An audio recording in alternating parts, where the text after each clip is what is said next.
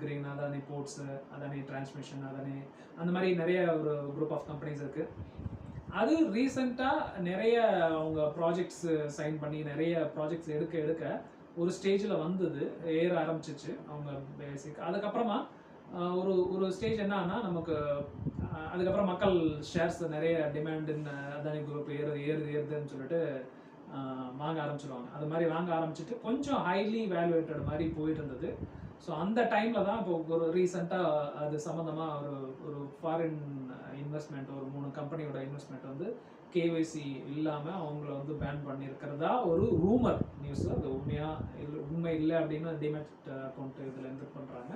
So அந்த மாதிரியான ஒரு நியூஸ் வந்த உடனே ஒரே நாளில் 20% இறங்கிச்சு அதானியோட குரூப் கம்பெனிஸ் எல்லா ஷேர்ஸுமே. ஸோ இதுதான் வந்து நான் மறுபடியும் அகைன் அந்த சொல்கிற ரிஸ்க்கே என்னென்னா, ஒரு பர்டிகுலர் கம்பெனியோ ஒரு பர்டிகுலர் குரூப் ஆஃப் இதுலேயோ பண்ண போது